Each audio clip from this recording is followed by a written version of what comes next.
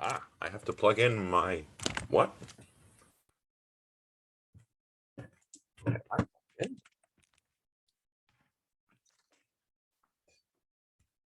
Maybe I'm not.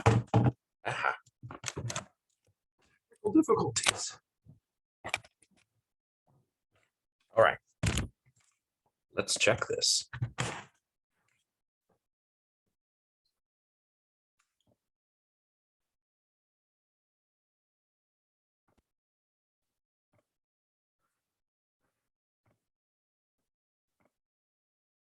Hello. All right. Okay. Sometimes we just need a test. All right. All right. Let in the students.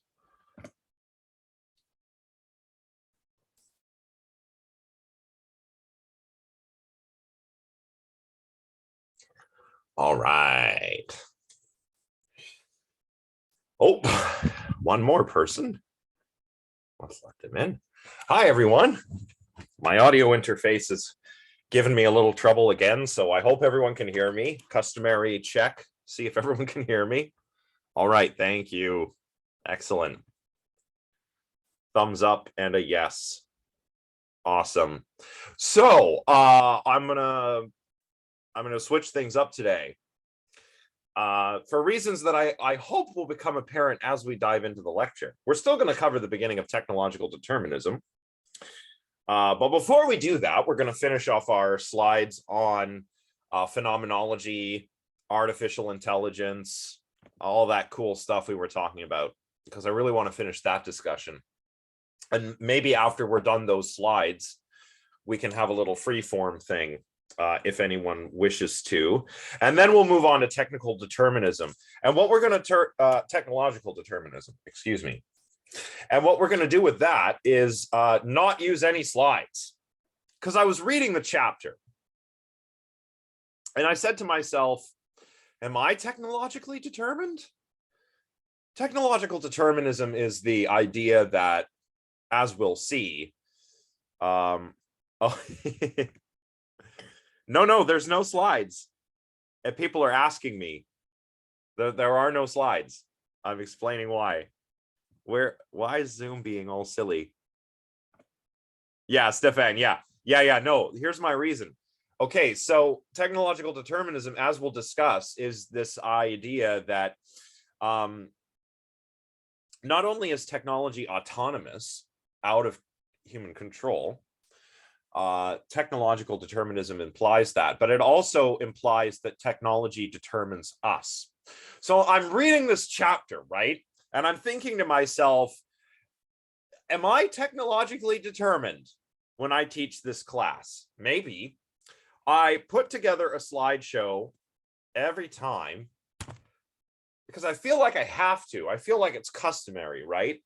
When I was an undergrad in a philosophy class, at a small university, Nipissing University, we almost never had PowerPoint presentations. But when I got to Carleton for grad school, it was PowerPoint presentations till the cows came home.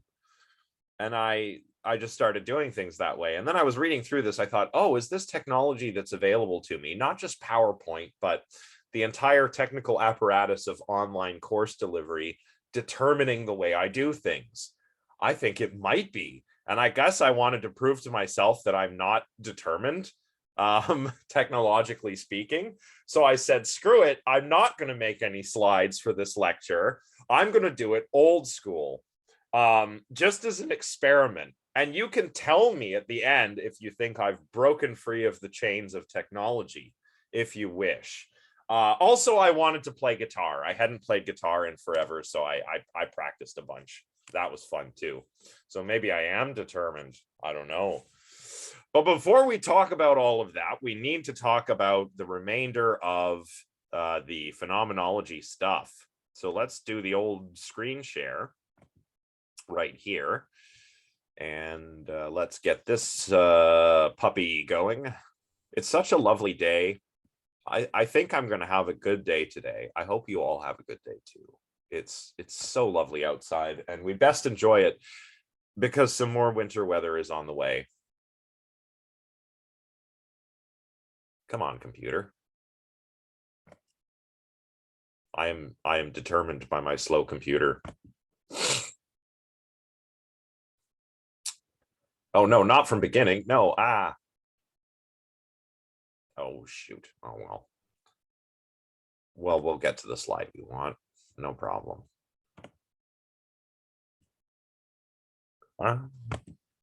Okay. So we talked about Dreyfus, we talked about classical AI. Let's see. The lived body. I kind of rushed through this slide, so I'll recap it. And this really speaks to something called embodiment, which is, very big. There's a sort of trend in thinking that's known as embodied cognition, which, as I explained last time, is the view that quite unlike the sort of way we're used to thinking about thinking, we have reason, we can use the natural light of reason to study nature, we can stand apart from cosmos and use our logos, our nous, and we can grasp the order that's in the cosmos, right? This is much different than that. Here we're embodied in a body and situated in an environment, right? And the extended mind hypothesis is similar. The extended mind hypothesis is a very interesting idea from Andy Clark and David Chalmers, where they put forward that cognition can sometimes be extended out into the environment, particularly, and why this is relevant to us is the use of tools. And their famous example is of Otto and Inga. Otto and Inga, well, one of them, I believe, is Otto, has a form of dementia. So he has to write down everything in a notebook. And he remembers to do that. And he writes everything down in his notebook such that the notebook essentially functions like an external memory. And the key word is functions here.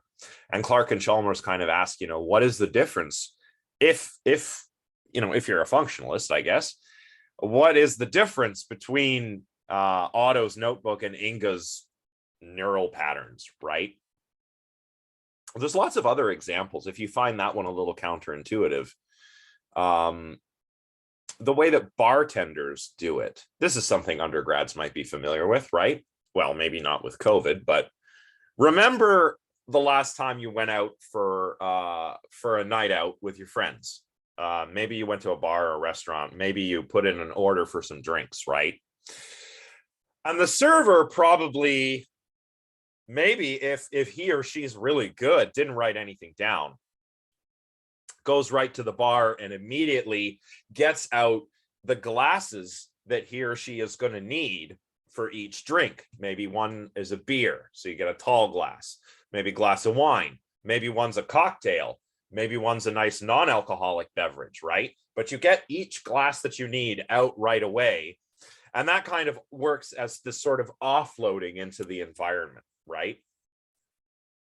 So that's the environmental side of things and the tool side of things, but also the body, the lived body, is not just this mechanism like somebody like Rene Descartes or Thomas Hobbes or Lemaitre or any of these Enlightenment thinkers or Renaissance thinkers, depending how early you go. They all thought of the body as a machine. Through the not so much the Renaissance, a little bit through the Renaissance, because you had like Vaucanson and his automata. But as you get further, well, and also Da Vinci, of course, but as you get further into the Renaissance and into the Enlightenment, you see this idea of the human as a machine becoming the dominant way of understanding what we are. Not just the body, but in some cases, even the mind. If you're talking somebody like Thomas Hobbes, a materialist atheist, he agreed with Rene Descartes, for example, that the body was a machine. But the mind was a machine too. The mind works, according to Hobbes, a bit like a calculating machine, but instead of numbers, it uses ideas and words and language. Even Andy Clark, I know I've pulled this book over to show you a number of times, Mindware. This is one of my favorite cognitive science books. I don't know, it's just something about Andy Clark's writing, his examples. He's a fun guy to read. And he what was I going to say?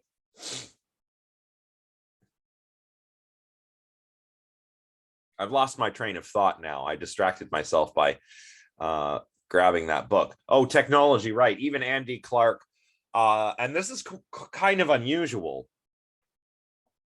Andy Clark even thinks of language as a cognitive technology, in that it allows us to kind of label things in such a way that we can form higher order representations of them.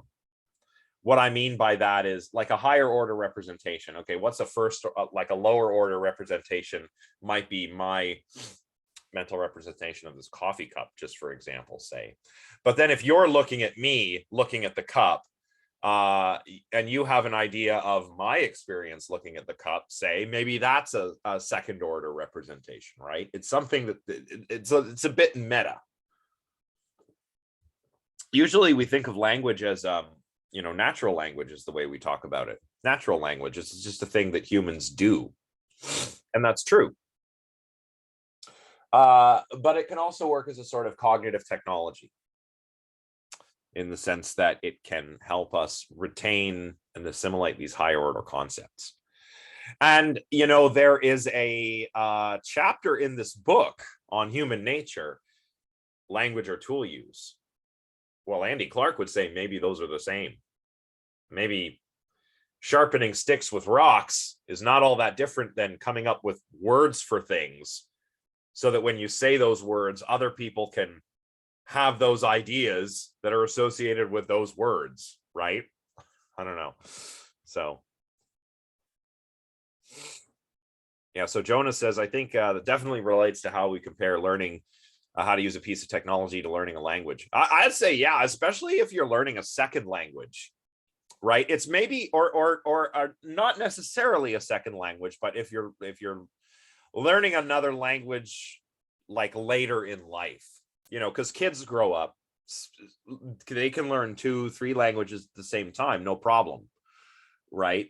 Like maybe your parents are from somewhere else, and at home you speak one language, and then you go out, you speak English, right? Or there's lots of bilingual kids in Canada, just a French parent and an English parent, and they just grow up and they speak both fluently, and they don't have to try that hard, right? I wish I learned French like that. I can kind of get by, but I'm not fluent.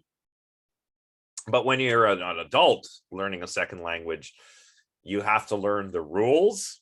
And hey, maybe it's rules, not tools, like Elul, in which case, yeah, I guess language could be like a technology, couldn't it?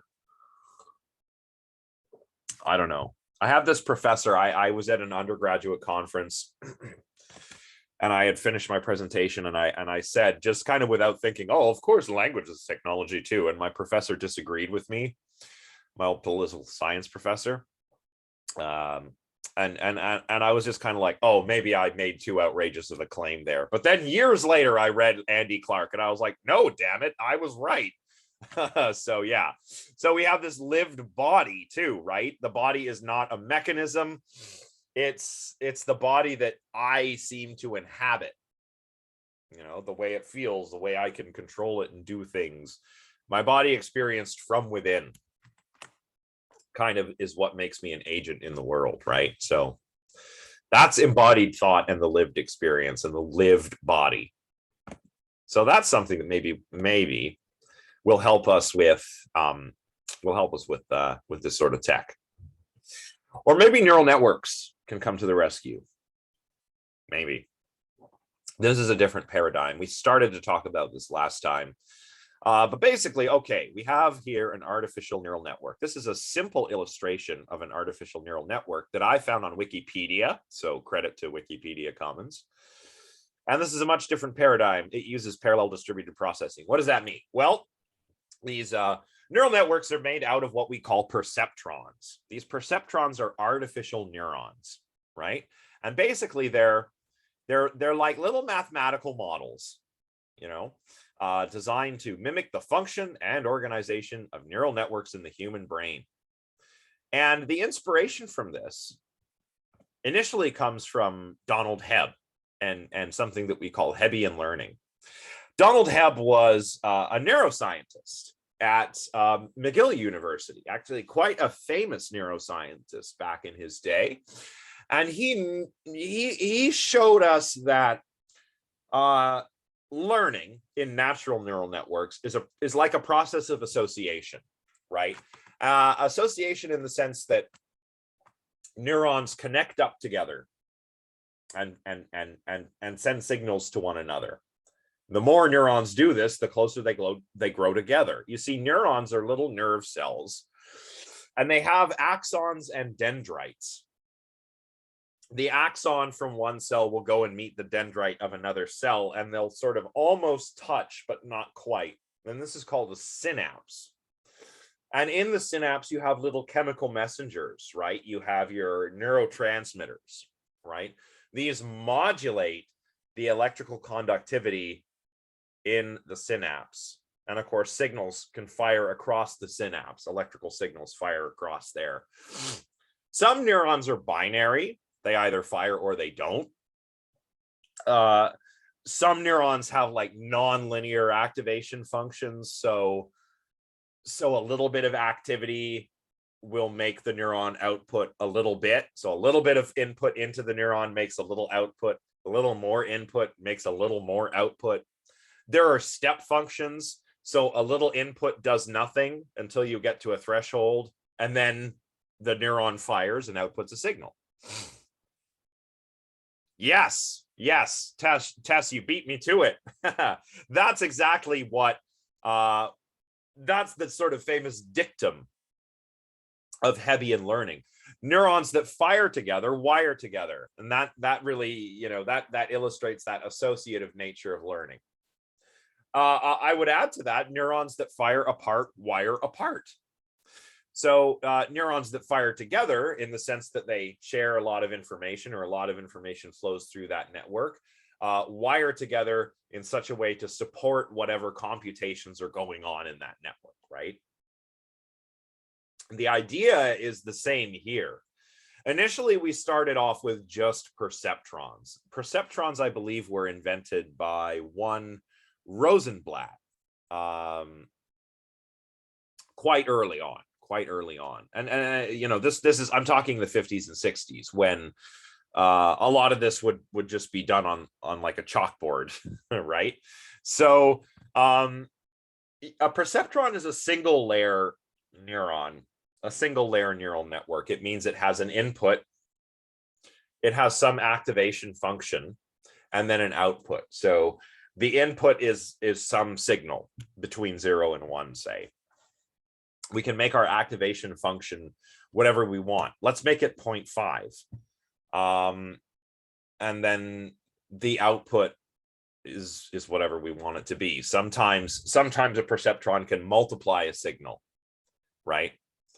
If a perceptron, like in these neural networks, is receiving inputs from more than one neuron, it will sum those inputs. And then if that sum of the inputs exceeds the threshold, it will fire, right?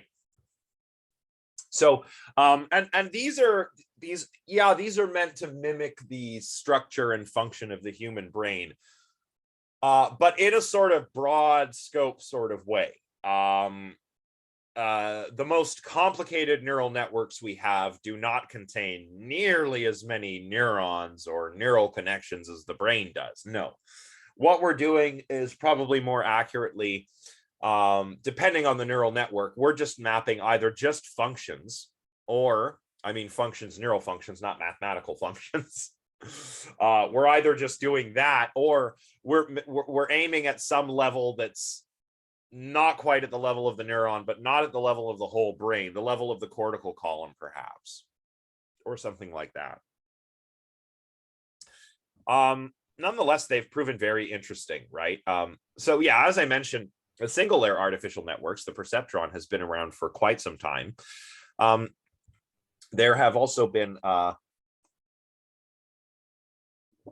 there had been some efforts to put together multi-layer neural networks like this one. This is a simple multi-layer network, right? We have an input layer. These are the neurons that receive the inputs, whatever those might be. Usually the inputs are delivered in a form of a vector. And a vector is just an ordered series of numbers. In this case, we have an input vector of 2, which is quite simple. Usually neural networks are way more complicated than this, but here we have an input vector of 2 because we have an input layer with 2 nodes. Each of these nodes is connected to the nodes in the next layer. Actually, you know what? This is wrong. This one should also be connected here, and this one should also be connected here. But you get the idea. If this were accurate, all of this green thing would be connected to all the blue nodes. Likewise with this green node. And all of the blue nodes would be connected to the purple node, which is the output node. So we have a single output layer. So basically what we've got here is looks to me like a binary classifier, right? We got different kind of inputs. We got a hidden layer, and we've got an output layer, which will either be 1 or 0, on or off. That's why I say this is probably a binary classifier of some kind. So we have these multi-layer neural networks. McCulloch and Pitts did some work. Rumelhart and McClelland really did a lot of the heavy lifting in the 80s, but McCulloch and Pitts did a lot of work on this stuff too. Now, the thing about multi-layer neural networks is, for a long time, we didn't know how to train them, right? We can train a perceptron, a single layer neural network. We can train it. This is a simple example of what we call machine learning. Machine learning can also be done with symbolic systems, but here we're talking about neural networks. So we have machine learning going on. Essentially, the programmer knows the job that he or she wants the neural network to do. So the programmer knows the output that the neural network should give. And by feeding information to the network and then correcting it such that your error shrinks, you get an error value, right? The difference between what you want the network to do and what it's actually doing is your error. And you want to make that error smaller. So you make little adjustments to the thresholds and weights in the nodes. So, the weighted connection is what multiplies the output of a neuron or the input to a neuron. So if I have a threshold of 0.5 here, cool, but I could also have a weight of 0.2. So let's say I get a signal of 1. Well, that meets the threshold, 0.5. But it's multiplied by a weight, 0.2. So my output is not 1, it's 0.2. So only 0.2 goes to all of these blue nodes. But there's also input coming from here, and these ones will sum them, and if there's enough input, they'll still fire, right? Now,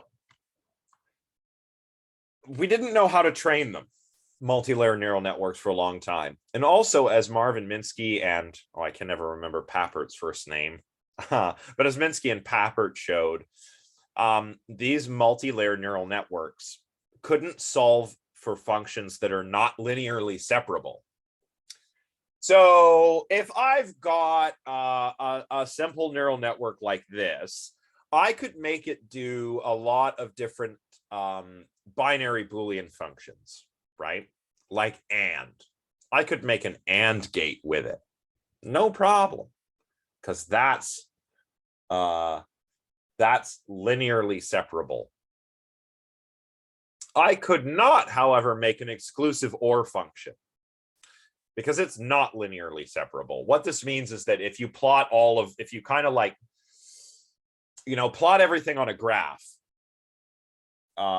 you cannot draw a line neatly through the answers that the neural network will give you for exclusive OR. And Minsky and Papert basically proved, you don't have to worry too much about this, but basically they proved that multilayer neural networks, as they were, couldn't compute linearly separable functions or non-linearly separable functions. And you need to be able to do that to make a complicated enough computer. So this caused research to stall for a number of years until the 80s. In the 80s, not only did we get the discovery of the backpropagation algorithm. Well, actually, technically, I think that was in the 70s, but it didn't become widespread until the 80s. And the backpropagation of error is a learning algorithm, a procedure that tells the network how to update all the thresholds and weights based on the degree of error compared to, the desired outputs. So let's say I want to make an exclusive OR function with my network. Exclusive OR, by the way, is where A can be true and B is not true, or B is true and A is not true. And that's the only correct answer. There is an OR function that's also kind of like an AND function where A or B is true, B or A and B true is fine. A is true, B is false is fine, and B is true and A is false is also fine. Blech, sorry, I know that's a lot of words. But anyway, if I wanted to make something like that here, I would need to be able to train my network with the backpropagation of error. And it would have to be complicated enough. It would have to have enough layers and nodes. But basically, the signals are coming in here and they're getting multiplied by an input weight, perhaps. See if they pass the threshold. If they do, they're fired, multiplied by another weight to the next neuron, so on and so on, until I get my output. If that output is not what I want, then I can use my backpropagation algorithm to readjust the weights and thresholds in the network based on the error that I got. And hopefully the network will converge on a solution to the problem. The more times I run it, the more times I run things through it. So neural networks are really, really cool. They're good at doing some things. I've just given you the nuts and bolts, the very basics of how they work. I do have another video on connectionism on my channel if anyone wants to watch it. But there's also other videos that you can find on the internet that are probably more helpful than mine. Although I don't know, my connectionism video has like the most views of any of my videos. I don't understand why, but yeah. So neural networks are pretty good at some things that classical AI is not good at. Classical AI is good for, as we discussed earlier, anything that can be formalized, anything very formal, math, logic. Oh, awesome. Thanks, Jonah. Yeah. Neural networks are good at other things, like detecting patterns in noisy data where you've got a lot of noise. They're good at things like facial recognition. Let's see. One example that I liked, that I kind of toyed around with in grad school was just pretty rudimentary, but I trained a neural network to recognize handwritten digits. This is sort of a fairly easy like toy problem. I did it so that I could, I guess, say that I've got my hands into it, right? But there's like the MNIST data set. It's a data set of thousands and thousands of handwritten digits from 0 to 9. And you can build a neural network that will classify these handwritten digits, these little black and white pictures of handwritten digits. So neural networks are good at stuff like that. If you're, oh my goodness, I cannot stop yawning. I may have mentioned this last time. This is kind of my example. Your phone here, if you have a phone or a computer, is probably mostly symbolic in terms of its architecture, but it probably does some things that maybe take advantage of neural networks. If you're using any kind of filter on your, on the apps on your smartphone, and you can make it so that you have little puppy ears or something. You've seen these apps, or they switch your face, they switch your gender, right? My girlfriend did one where she had a beard. It was kind of funny, right? These things are silly. They're fun little apps. That's probably running on some kind of the architecture for that visual facial recognition is probably a neural network. Is relevant to AI that looks through resumes and faces for hire. Yeah. You could probably have little bots searching the internet. And if it's anything to do with faces, I'd be willing to bet that there's probably some neural network stuff involved. And yeah, the ethics of this is tricky because human biases can be built into, yes, exactly, Max, as you say there. Biases can be built in because, as you say, the programmers decide what's a positive value, right? And even unconscious biases can be kind of programmed in. Like if we train, like Julian says, maybe there's a bias on labeling the input.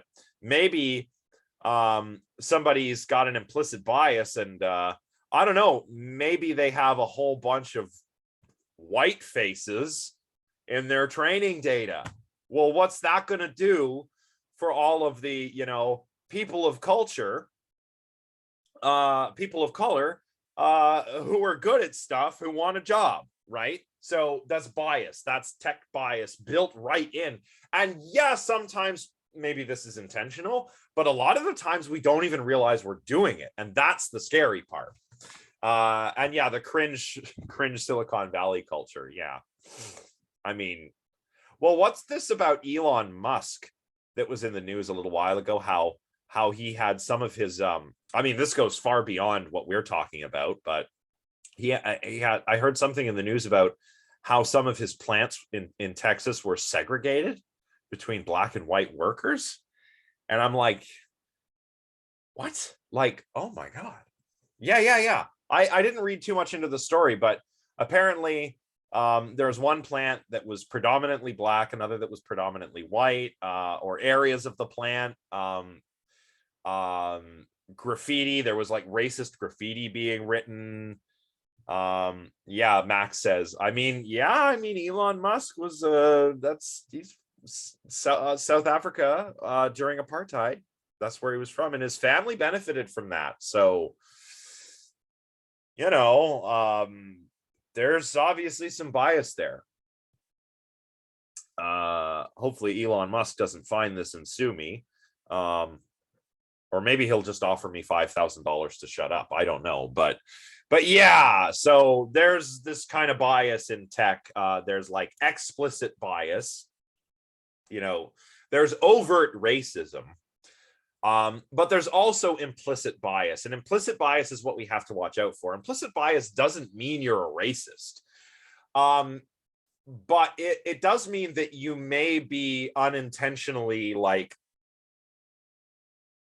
acting in such a way or perceiving people in such a way that's still problematic. So when people say like, check your privilege, brah, that's like one of the ways of fighting implicit bias, I suppose, right? And that's, what, it is good practice to do, have empathy, just have empathy. Yeah, let's have empathy, do that. It's a good idea. Don't be an Elon Musk. Is what I'm saying. So yeah, neural networks are good at this, or are they? As we've just discussed, they may not be. You see, one thing I didn't talk about is the way these are trained. There's supervised learning and unsupervised learning. Supervised learning was primarily what I was discussing. The designer of the network knows what the network is supposed to do.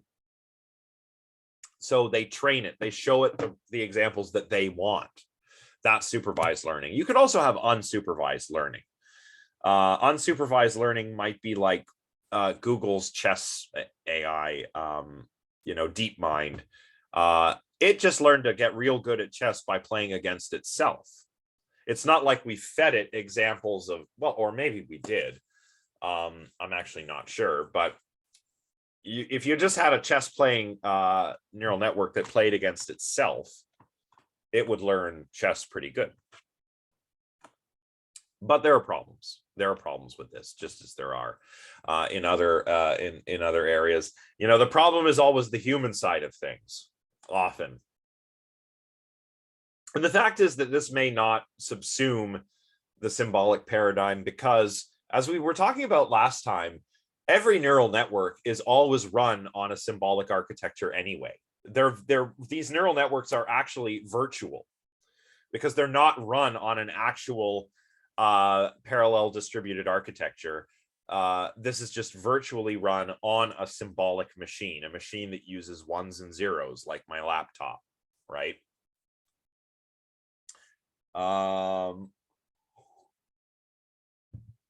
We have got something in the chat.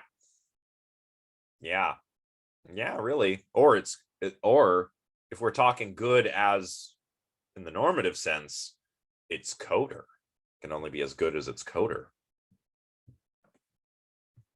So Dreyfus was pretty sympathetic to all of this, but he's critical of how they're trained, all what we've just been talking about.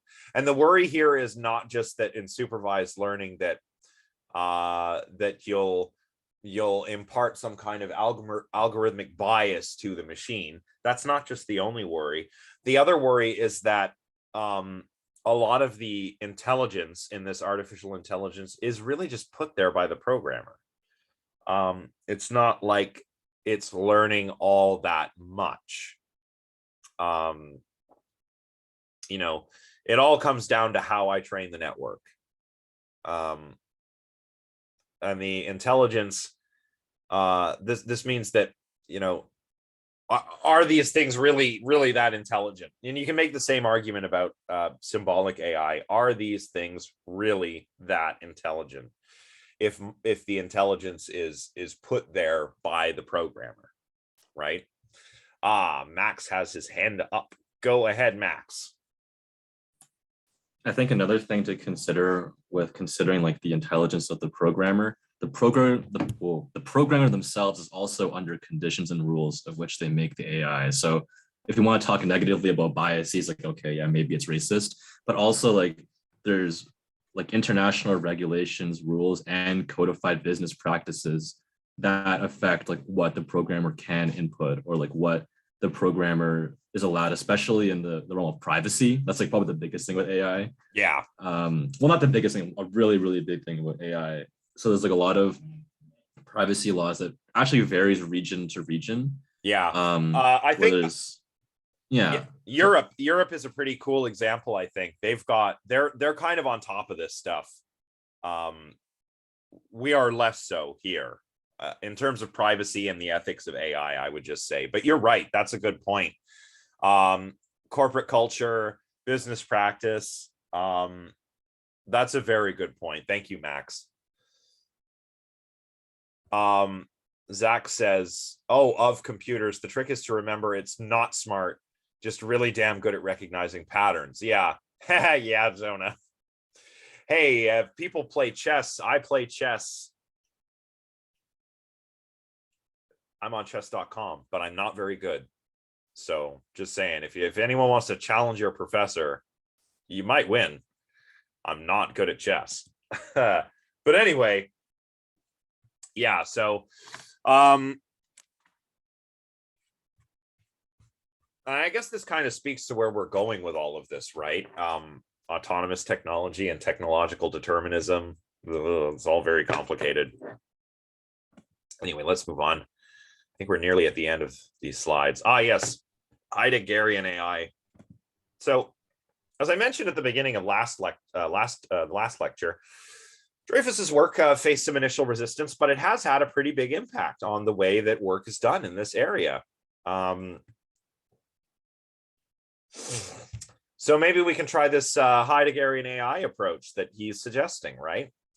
Our bodies are, after all, always being used by ourselves to interact with the environment, to manipulate it, to use tools. I like to put it this way: AI needs to try building AI that are more like beings in the world like us, and not computers that sit on desks.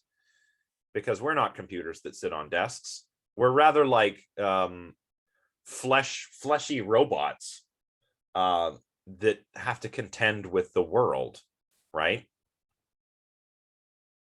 This is why Dusek mentions these examples. Terry Winograd and Fernando Flores have advocated an approach to AI taking into account Heideggerian phenomenology and hermeneutics. Philip Agre and David Chapman agree. In their interactive programming, have also incorporated Heideggerian insights into everyday coping and orientation toward the world in their research. What's an example of this kind of thing? Well, if you want, you can check this out later. It's the Sherdlu program. It's quite boring, but I'll just describe it in comparison to some other AI really quick. So let's take a non-Heideggerian type of AI. Let's say the first chatbot. If you've taken a class with me, likely you know about Eliza, the chatbot. Eliza is named after the character from the play Pygmalion. Eliza was designed by Joseph Wiesenbaum at MIT, I believe, at the time. This was in the 60s. And Eliza was a simple chatbot that was meant to sort of converse like a humanistic psychotherapist. So you'd sit down with Eliza at a terminal and type, and Eliza would ask you questions like, well, how are you feeling today? You might type, I'm unhappy. And Eliza would say, I'm sorry that you're feeling unhappy, right? A lot of Eliza's responses were canned. And a lot of them were simple rearrangements and appendings to sentences that you typed into Eliza's terminal. So at the time, Wiesenbaum thought Eliza was very impressive. He thought it was an example of something passing the Turing test because it apparently fooled his secretary into thinking that she was conversing with an actual human. Briefly, but nowadays I don't think we'd be fooled by Eliza. There are more advanced chatbots that you can go and interact with right now that you can still tell they're chatbots. Although if you want to check out something funny, you should check out the article "I Chat, Therefore I Am." It features a conversation between two chatbots talking to one another, and it's kind of cute. So that's a sort of non-Heideggerian AI. And although it seemed initially impressive, we can very easily see the limits of Eliza. But something else that's a little more impressive is Winograd's Sherdlu program. Sherdlu can't have a conversation like Eliza can, but it knows a lot more, arguably. It exists in a block world. There are blocks of all kinds of different colors, and it has a robotic arm, almost like a claw machine, but in a block world with all these different colored, squares, rectangles, pyramids, different shapes. And Sherdlu doesn't do much, but Sherdlu can tell you an awful lot about its world. You could ask it, for example, to pick up the green triangle, the green pyramid, and it'll pick it up and put it somewhere. You can tell it to place it on the blue cube, and it'll do that. You could ask it, pick up the blue cube, and it will try, and then it'll say, oh, I can't pick that up. The green triangle's on top of it, right? So Sherdlu, what it does seems limited in comparison to something like a chatbot, but arguably it's much more impressive. And it's kind of Heideggerian. It's situated in its little world, and it has certain possibilities of acting within that world. And that forms the basis of its knowledge about the world. So yeah, I would check out some of those examples of those chatbots I mentioned. You can go and look up examples of conversations with Eliza, or check out Alice and Jabberwocky if you want. And then watch this video. It's about 8 minutes. It's silent. It's kind of boring. Don't watch the whole thing, but it shows the programmer typing questions, asking Sherdlu about its world, and then Sherdlu answers the questions, manipulates its environment. And the kind of understanding it demonstrates is, to me, a lot more impressive than, say, Eliza just regurgitating what you type into the terminal, right? So maybe this can help solve some problems in AI, because we're still not quite there. Yes, yeah, I think you're right. Well, and Twitter, this is a problem on Twitter. I've noticed. I don't really go on. I mean, I go on Twitter a lot. I don't tweet a lot, but I'm on there and I'll notice somebody saying something really provocative, and yeah, it gets you to click on it. I try not to engage with it, don't feed the troll. But yes, that's exactly why when you hear about troll farms or bots, yeah, exactly. Anabole, go ahead. I just something after reading like the last message in the chat about like the chat bots and whatnot. I believe actually I watched a video a couple of days ago about there's a big issue right now on YouTube where a lot of just chats are just like YouTube videos. The comments are just bots or AI that are just used to, scam or have people click their links for phishing. Just kind of after reading the chat, kind of, yeah, it was funny, just relating the two things. But yeah, that's kind of just a small thing I wanted to add. And it's funny too when you think that because of the way they're working, just getting that emotional reaction, they're kind of passing the Turing test in a sense, right? I mean, in a very limited sense, you think that that's a person saying something, provocative, and you have to stand up and speak your mind. I try not to engage with bots. Yeah, but it sure is strange to read those threads, on YouTube, Twitter, wherever you are. It sure is weird sometimes, but okay. What time is it? Oh, excuse me. Wow, 12:21. So we'll probably go on to our freeform discussion. Yes, exactly. That's why I say in a limited sense, because in a limited, I mean, people, I was actually talking to a student about this the other day. People kind of have this misconception about the Turing test. The Turing test is not like about fooling somebody, right? Some people talk about it that way, like, oh, if a computer can fool a human into thinking it's human. No, that's not what it is. The test is operationalizing intelligence. We're trying to see if the computer can do something that we all agree that other intelligent agents can do. That is hold a conversation. So we're not talking about fooling anybody, but that is what these bots are doing. They are trying to fool. So they're not really passing the Turing test, not in any significant way, as far as I'm concerned. So, okay, let's get out of here.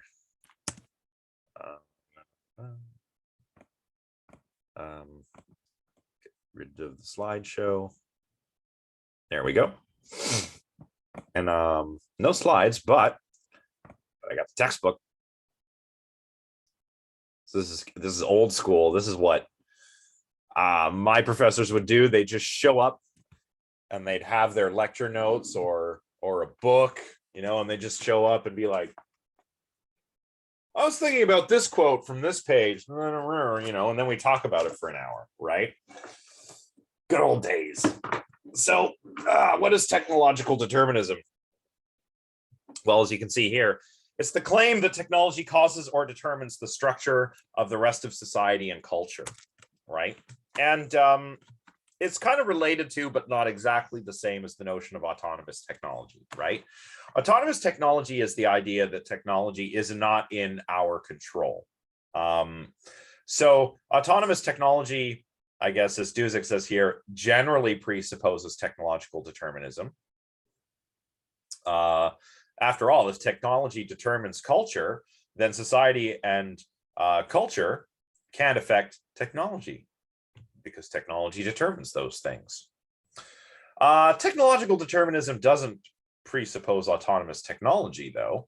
Maybe there could be creative inventors, as Dusek says, that devise certain technology, but then this technology determines the rest of society. And in that case, these inventors would sort of be outside of the system, as it were. But there you go. That's, in a nutshell, technological determinism. And according to this idea of technological determinism, as technology develops, society changes. All kinds of aspects of society: art, religion, culture, many things. The example that Dusek discusses right here is the example of the telephone leading to the decline of letter writing, but then now we have the internet, so now the written word is popular again. Or the automobile right here. When the automobile became affordable and widespread, people moved away from the centers of cities into suburban areas. And this impoverished a lot of downtown areas in major cities. Oh, the one about the car. The car doesn't just lead to suburbanization. A juvenile court judge called the auto a house of prostitution on wheels. Because people would get in their cars and drive up to Makeout Point and scoodly poop in the back of a car. Did you know, I mean, this may or may not be true, but it sounds plausible, but the name rock and roll, in the 50s, rock and roll music was quite big, Elvis Presley, all that. Chuck Berry, those guys. Jerry Lee Lewis, right? Rock and roll, like not rock music, but like rock and roll. Apparently that name comes from the fact that often this music would be on the radio when a couple was getting intimate in the backseat of the car, and oftentimes the car would rock and sometimes roll away if the emergency brake wasn't on or something went mechanically wrong with the car. The sort of motions within the vehicle would cause the car to rock and perhaps roll away. So that's why they call it rock and roll music. That may or may not be true. That's something I've heard. I don't know how true it is, but it sounds plausible. So there's some interesting claims here about how other technologies have changed past societies. The introduction of the stirrup kind of led to mounted knights, which supported the feudal system. And the feudal system kind of collapsed when we had the introduction of gunpowder and gunpowder cannons, and then later on rudimentary firearms replaced the medieval weaponry of mounted knights. And along with them went all of the other cultural stuff surrounding them, all the chivalry, the courtly love, all the stuff we associate with knights in shining armor kind of disappeared. And society became, the stuff started to look a little bit more like it did today, or it does today. So what kinds of determinism are there? Let's skip ahead a bit. Technological determinism is one kind, but there are other kinds, like biological determinism, right? Biological determinism is the claim that we are determined by our genetic makeup. So it's all nature. You've heard of this nature and nurture dichotomy. I think it's a false dichotomy, by the way, but a dichotomy nonetheless. Nature versus nurture. Is it as what you are dependent upon your nature, your genes, or is it dependent upon your upbringing, nurture? Surprise, and this is why it's a false dichotomy, it depends on both, right? I could take two identical cuttings from a plant that I have. You can propagate plants with cuttings. You can clone them. I could clone my Hawaiian umbrella plant that I've got in the kitchen. Same genetics, but if I put one in good sunlight, good soil, and fertilize it a lot, it's going to grow a lot bigger than the other one. I mean, come on. This is called epigenetics, right? Yes, Yes, Stefan. Yeah, we're going to get, yeah. Well, yeah. And on the nurture side, that's where what you're talking about comes into play, the behaviorism. And yes, you're absolutely right. Interestingly, it's some of the stuff that we were talking about earlier, classical AI, which kind of was happening, that was happening in the 50s and 60s and contributed to the cognitive revolution. The cognitive revolution was one of the things that spelled the end of behaviorism. But there's also a very good argument to be made that behaviorism sort of faced a demise from within. Yeah, neither fully nature or fully nurture. So there's genetic or biological determinism, right? Like Walter Gilbert said, I'm going to patent the human genome. He's got the human genome on a CD. Remember CDs? He's got a CD-ROM and he's like, here's a human being. Here's me. I'm on the CD. I mean, come on. So ridiculous. Ridiculous reductionism. Oh, I've got me on a CD. Herp, derp, derp. Sorry, Gilbert. That is silly. That is so silly. Remember we were talking about last time, we were talking about existentialism. What was Sartre's dictum? Existence precedes essence. This is not your essence on the CD. You're a being in the world, for goodness sake. I mean, anyway. Richard Dawkins in The Selfish Gene, which is a pretty good book, actually.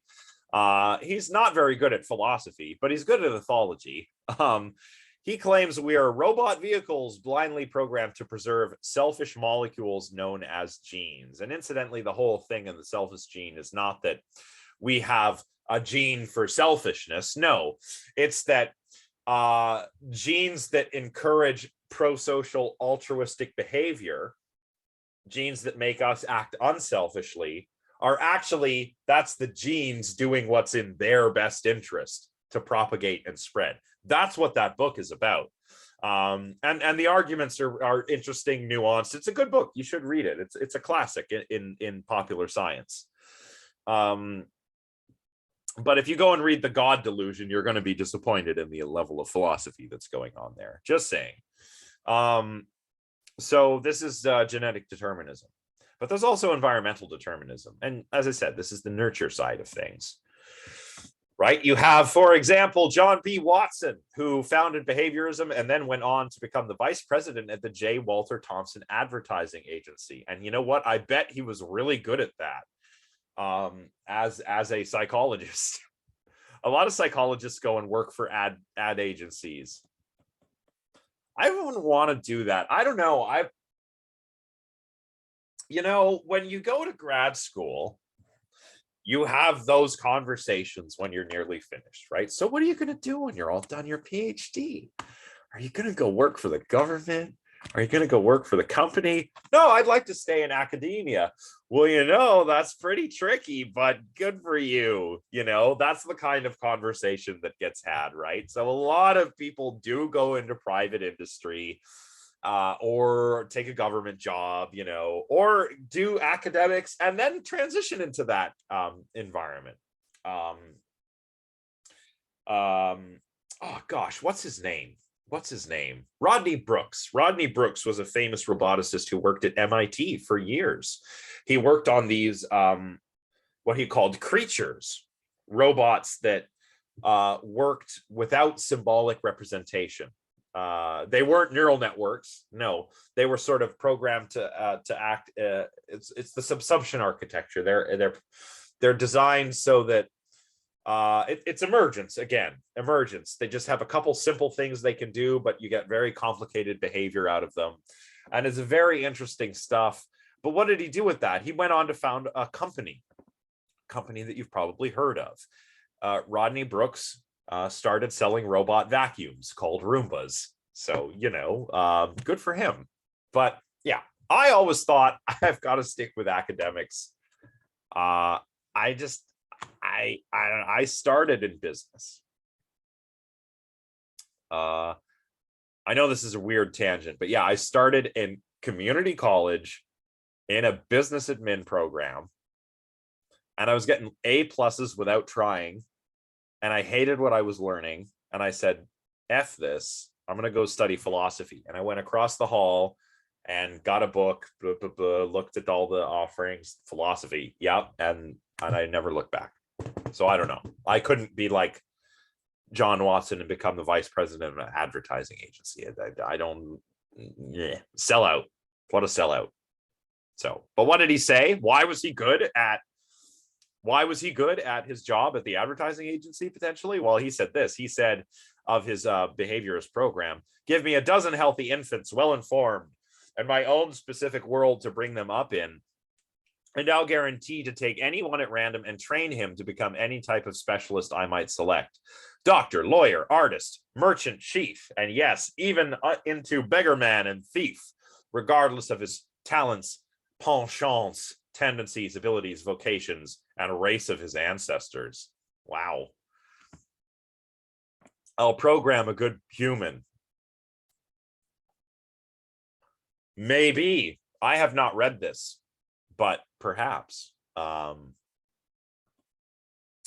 So and you know, you can actually check this out later if you want to.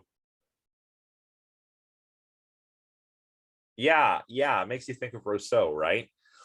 Here is an improvised translation of what I mean. Are bad people born bad, or does society corrupt them? Yeah, right. Yeah.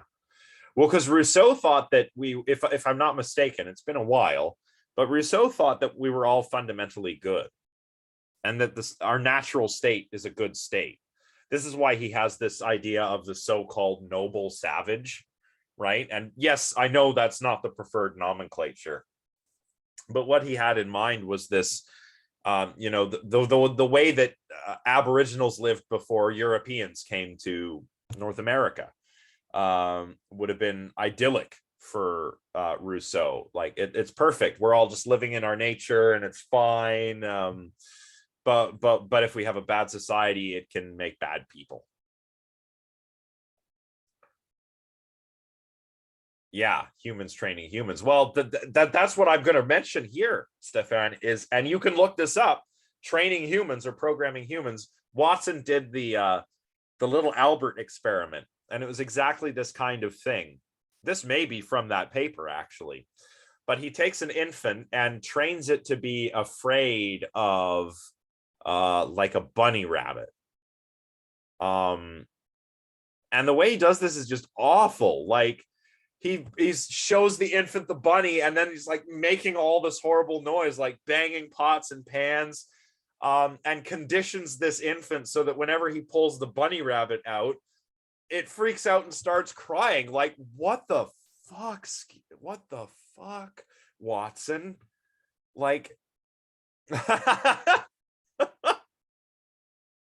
right? So like, and here, even when he's talking about this, I'll take infants, they're all male. We don't use behaviorism on women. No. Why would we? They're not going to become doctors, lawyers, and artists and everything else. This is sarcasm, by the way. I don't believe this. But yeah, he's saying, give me your young boys and I'll make them into lawyers and artists, even if they come from a different race. I mean, can you, like, the racism and sexism in here is just like nuts. It's absolutely nuts. Yeah. That's good. I like that, Zach. That's good. Rousseau was literally just reading travelogues from dudes meeting Wendat people and attributed their ideas to the fact they had no civilization rather than the fact that just might have had good ideas. Yeah. I think absolutely Rousseau over idealized this, and that's, you see that in the very names that he uses for these types of societies as noble savages, right? As in they're not civilized. There's absolutely no reason to think that Aboriginal people were not civilized. I mean, they just had a different civilization, but they were absolutely civilized. They lived in communities. Those communities were organized. Yeah. anyway, racism, bias, it all abounds in this stuff. I mean, Rousseau was trying to be cool, but you know, today we would be like, Rousseau, hey, you know, maybe let's think about it along some different lines, maybe, right? Skinner was the B.F. Skinner was sort of the successor to the behaviorist tradition, and I suppose the behaviorist who oversaw or who lived through the downfall of behaviorism, the most famous one. Yet a lot of things happened that made it so behaviorism collapsed.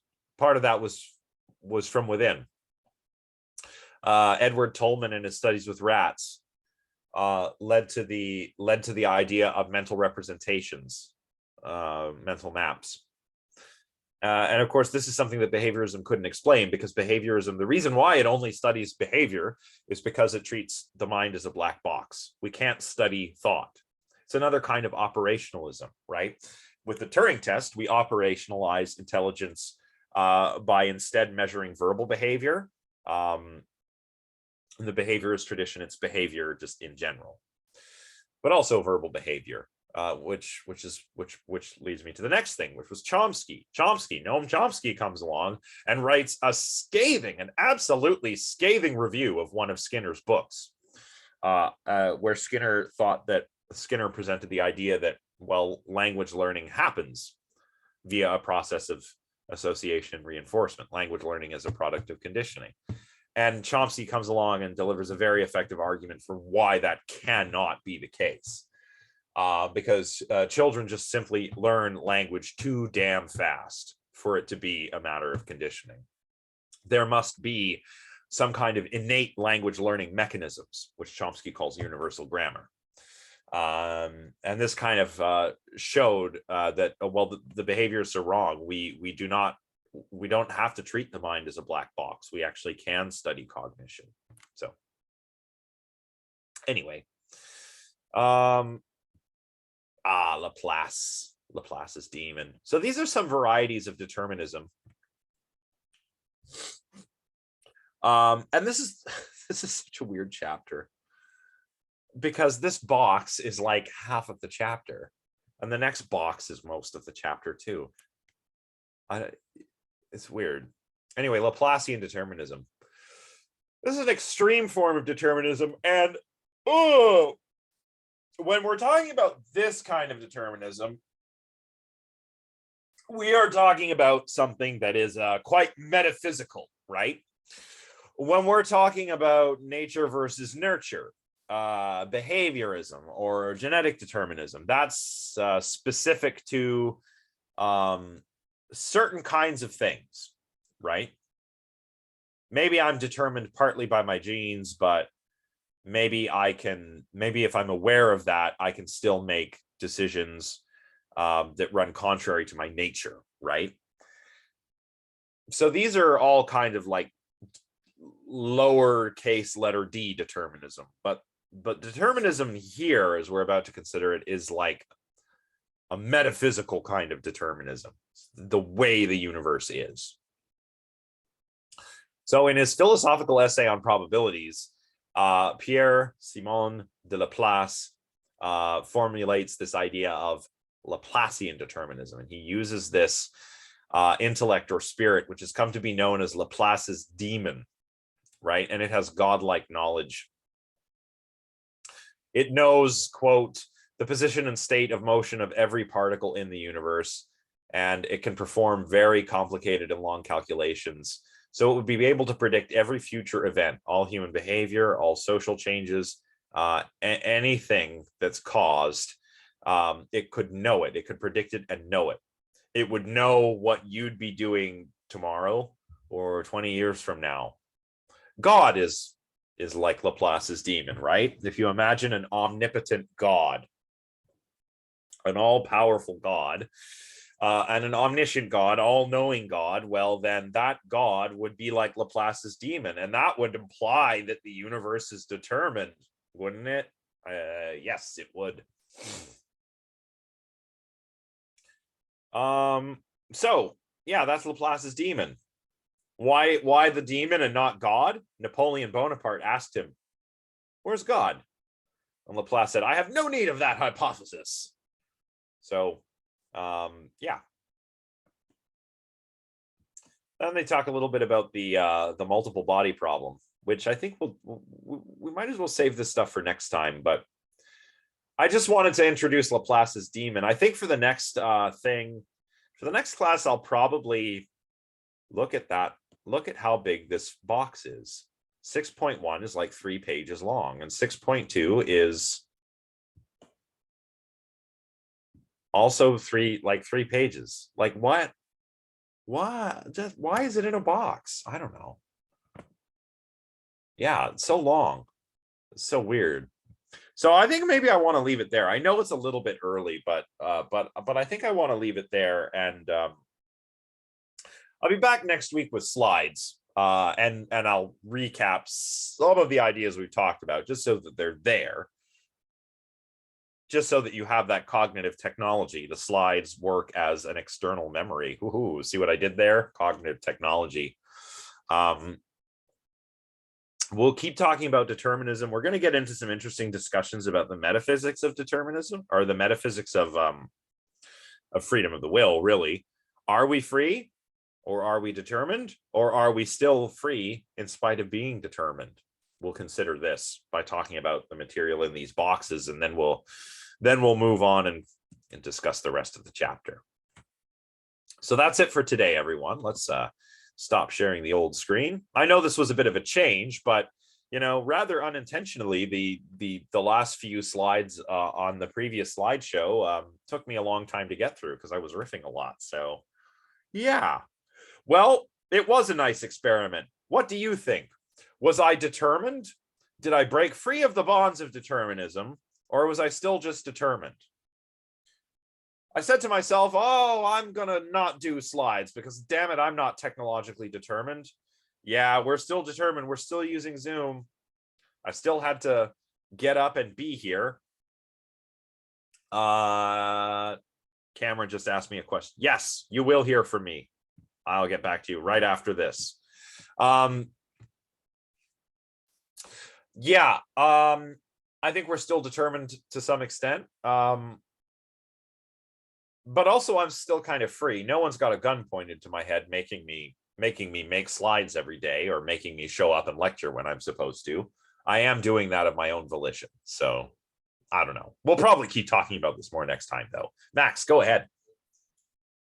I think you're not that technologically determined, especially if we consider like why we're even using Zoom in the first place. Like, yeah, you're using Zoom because the university is making you, or whatever, big blue button or otherwise. But the reason why they're doing that is to comply with a certain understanding of health and safety procedures, which is as a result of the current pandemic situation. And you already have a job to educate. So that's already, you're doing that anyways. Yeah. So like, I would see this example of using Zoom or slides not as determining the overall course of action. Like, you would still teach aside from Zoom, and the school would still have these priorities, whether or not we use Zoom in particular. So it just kind of seems like it's the avenue of which we're confined to using. It's like, am I determined by a car because it only drives a certain speed? Like, I don't know. Yeah, like, that's my thought initially. Yeah, I think I agree. Although the reason why I was thinking about this is because it's become such an ingrained habit that I almost forgot that, oh yeah, you don't actually have to teach this way. Right. Yeah. So it's like repeated use builds like habits, and then like if you say like, okay, it worked yesterday, so like I'm gonna do it again, and then that, like the positive results of using the technology determines your future behavior towards it. I suppose in a way, yeah, or that's what or necessary. Yeah, in a way, I guess. Not. Yeah, but when certain behaviors become automatized, they're hard to break out of, right? This is why I mean, maybe I'm not that determined now, but an addictive social media program is maybe doing something similar to this, and that's why that technology works the way it does. And I don't know, maybe that's something to be mindful of. But anyway, it's certainly fun to think about. So I think we should wrap it up today. And I'll be back next week with some slides. I think I will go back to doing slides. But this was a fun way to change it up.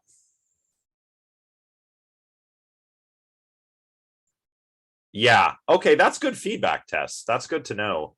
At least one step removed from the textbook. Yeah. And, you know, I do deviate from the slides a lot. I mean, I go on tangents all the time. So, you know, the slides are really like a jumping off point. But yeah, we couldn't have all this good discussion without all of you as well. Yeah, and the slides are good for grounding. And again, like maybe I can easily transition to not using them, but perhaps you all are more used to them because you've probably had more slides used in your undergraduate classes than I did. In my class, my philosophy classes, it was actively discouraged. So I don't know, but we will go back to slides. I just wanted to kind of show my flex my freedom of the will today. But I could have still been determined. I don't know, maybe not by any of this, but maybe by something else. I mean, I did really want to play guitar last night, and I got a little practicing in, but yeah, that's basically what I'm doing. I'm like taking the important bits and putting them on the slide for you. That's the salient stuff. That's what I'm doing. Yeah, in person. I can't wait till we can get back to that stuff. Okay, anyway, it's about time to wrap it up. So that's what I will do. Yeah, I do have the chalkboard. Sometimes I even use it. But anyway, that's enough for today. I hope you all have a good weekend. Enjoy this nice weather we're having today because I believe some wintry weather is on the way. But this was fun. This was fun. And we'll keep talking about the same topic next week. And then it looks like I'm getting a lot of votes on the chapters that everyone wants to hear about after this. So I'll pick 2 or 3 of the more popular ones and we'll do those. Okay. Have a good weekend, everyone. Bye for now.